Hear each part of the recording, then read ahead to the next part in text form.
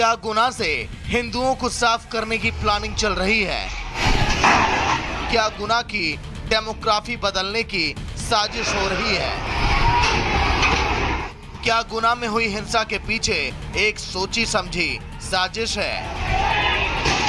ये सवाल इसीलिए क्योंकि गुना में हनुमान जयंती की शोभा यात्रा में हुई हिंसा की जांच में पुलिस को ये साफ इशारा मिला है कि गुना में हिंसा की साजिश पहले से तैयार कर ली गई थी और इस हिंसा का मकसद हिंदुओं के मन में खौफ पैदा करना था।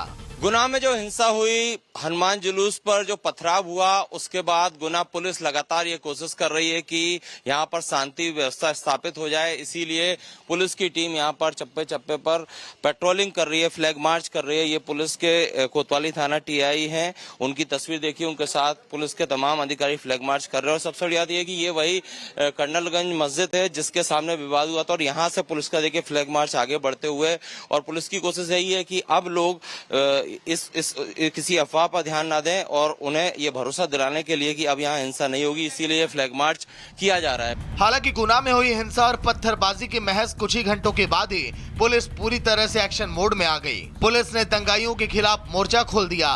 एक्शन मोड में आई पुलिस ने ड्रोन कैमरे के जरिए कर्नलगंज के हर गली मोहल्ले की खाक छान ली, जिसका नतीजा निकला कि पुलिस के सामने दंगाइयों का सारा भेद खुल गया। वो तमाम संदिग्ध पत्थरबाजों का अड्डा बने घर ड्रोन कैमरे में कैद हो गए, जिनकी छतों पर ईंट पत्थरों के ढेर लगे थे, जिसके बाद दंगाइयों के खिलाफ पुलिस का एक्शन भी शुरू हो गया।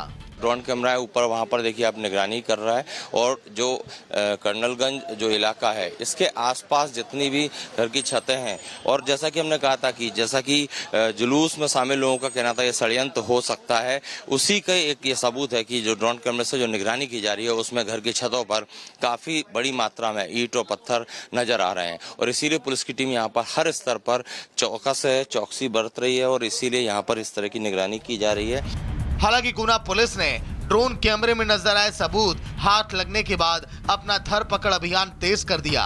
गुना हिंसा केस के मुख्य आरोपी विक्की खान का बेटा निकला, जिसके खिलाफ पहले से ही कई आपराधिक केस दर्ज हैं। लेकिन जो सबसे बड़ा सवाल गुना पुलिस को परेशान कर रहा है वो ये कि पुलिस इस मामले में जैसे जैसे आगे बढ़ रही है, पत्थरबाजों की फहरिस्त लगातार बढ़ती जा रही है। फ्लैग मार्च कर रहे हैं इससे कि जो लोग हैं वो सामान्य रूप से स्थिति को समझे और स्थिति सामान्य रहे। अच्छा, लेकिन दुकानें कई सारी बंद हैं। आप लोग बार बार अनाउंस कर रहे हैं कि दुकान खोल लें, डरने की बात नहीं है इसके बाद भी। नहीं, ये तो रोजमर्रा वाली दुकान है, उसका ताली कितना पुराना। बाकी जो रेगुलर दुकानें खुल रही है खुली हुई है।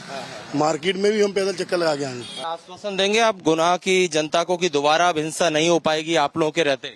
नहीं, ये शांति रहेगी यहाँ, ये मैं आश्वासन देता हूँ। साफ है, गुना को दंगे की आग में झुलसाने की साजिश रचने वाले किसी उपद्रवी को पुलिस नहीं छोड़ने वाली और पुलिस ने इस मामले में तेजी से कार्रवाई करते हुए दंगाइयों को संदेश भी अब दे दिया है।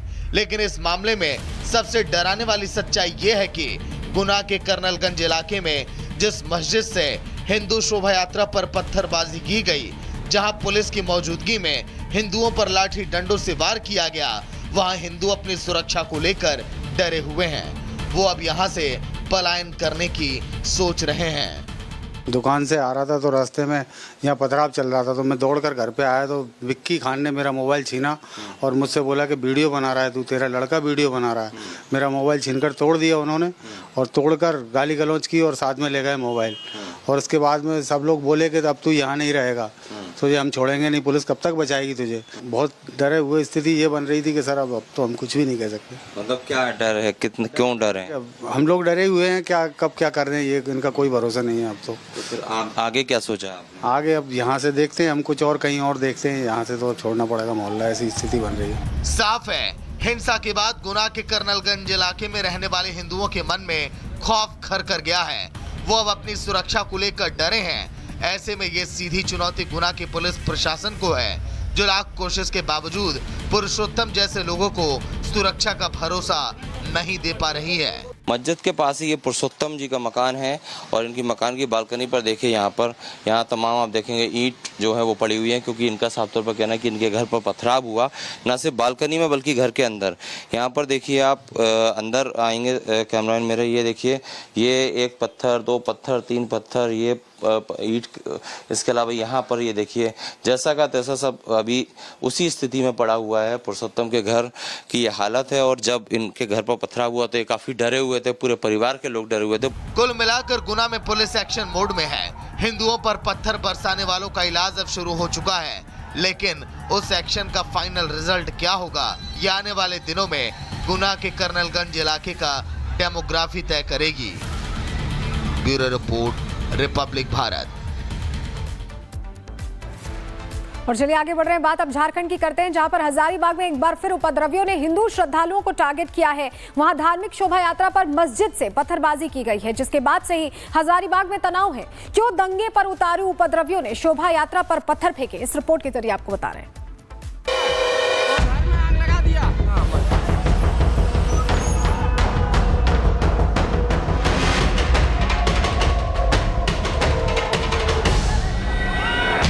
रात के अंधेरे में धधकती आग हजारीबाग में दो समुदायों के बीच तनाव का सबूत है, जिसकी तपिश में इस वक्त पूरा हजारीबाग सुलग रहा है।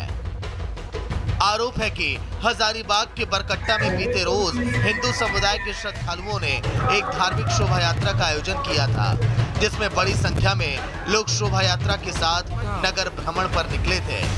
लेकिन जैसे ही शोभा यात्रा हजारीबाग के बरकट्टा में एक मस्जिद के पास पहुंची तो समुदाय विशेष के लोगों ने शोभा यात्रा पर पत्थरों की बारिश शुरू कर दी, जिसकी चपेट में आकर कई श्रद्धालु घायल हो गए।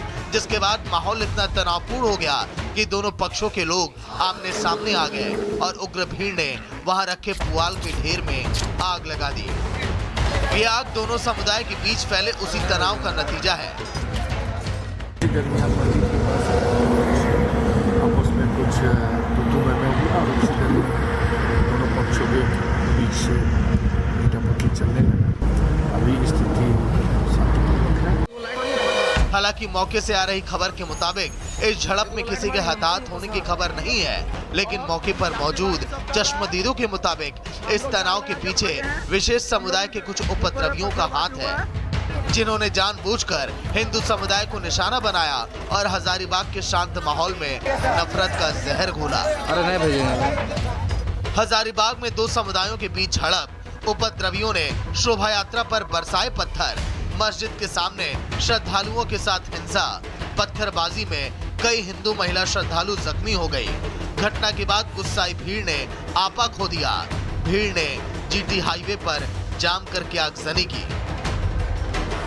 चश्मदीदों के मुताबिक ये विवाद शांत हो सकता था, लेकिन पत्थरबाजी से भड़के श्रद्धालुओं ने जब घटना का विरोध किया तो विशेष समुदाय के लोग बजाय गलती मानते वो उल्टा शोभा यात्रा में शामिल श्रद्धालुओं से उलझ गए, जबकि पत्थरबाजी की चपेट में आकर कई महिला श्रद्धालु चोटिल हो गई थी। जिसके बाद लोगों का गुस्सा भड़क गया और उन्होंने जीटी रोड जाम करते हुए पास के घर में रखे पुआल के ढेर में आग लगा दी, जिसके बाद तनाव और भड़क गया।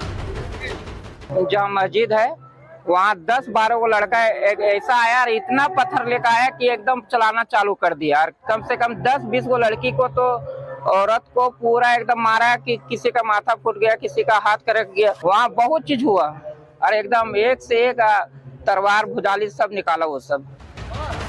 हालांकि शोभा यात्रा में हुए बवाल की खबर जैसे ही हजारीबाग की पुलिस को मिली, हजारीबाग पुलिस के आला अधिकारी फौरन दल बल के साथ मौके पर पहुंच गए और कड़ी मशक्कत के बाद दोनों समुदाय के लोगों को समझा बुझाकर उन्हें शांत किया गया और लोगों से शांति की अपील की गई।